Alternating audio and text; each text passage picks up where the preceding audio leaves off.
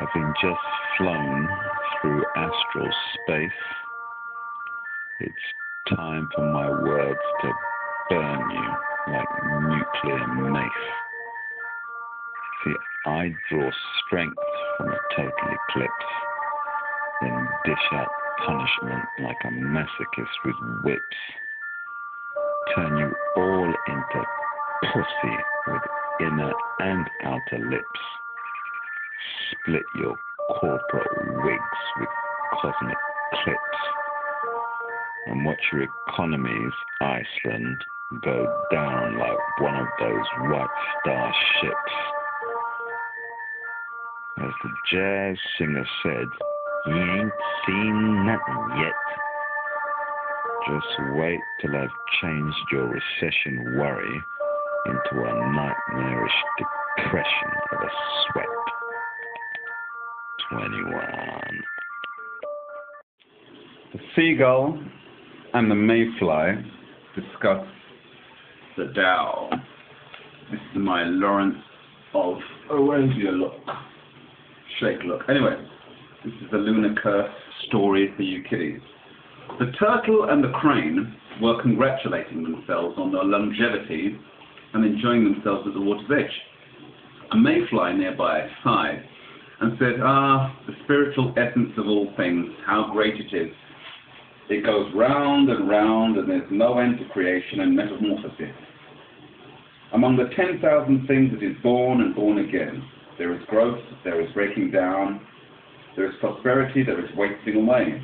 There are things that are different, there are things that are the same, there are things that fly, there are things that swim, there are things that move, there are those that are at rest.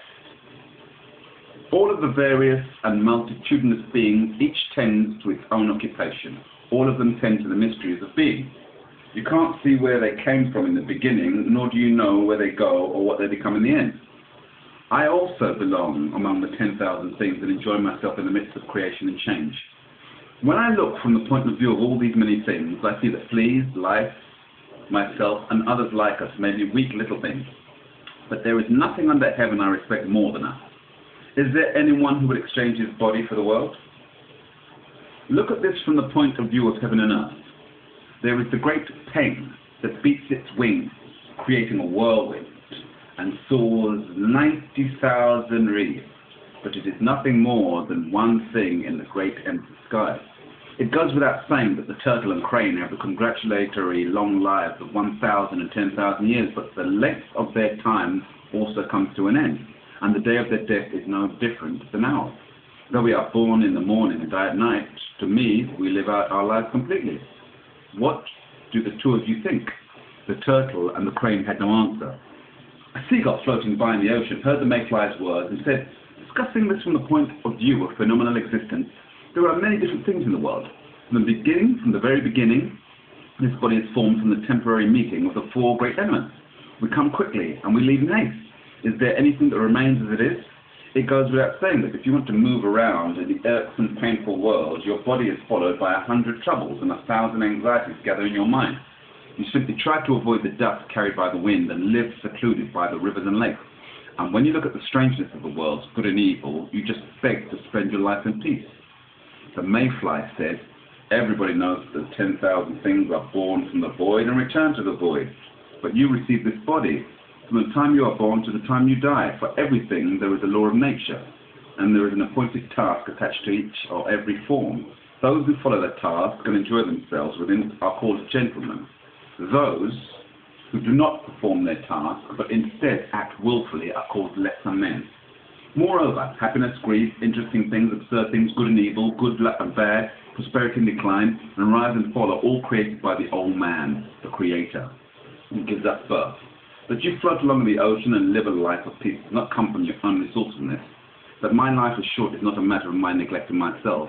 All of these are instructions from the old man. Nevertheless, how could it be that the old man loves you and hates me? Every one of us receives our own disposition a number of days through nature. The old man has no understanding of this, and neither do I. Heaven carries out its schemes without attachment, and since I received this body without attachment, and enjoy myself in the midst of creation and metamorphosis without attachment, I should come to my end without attachment as well.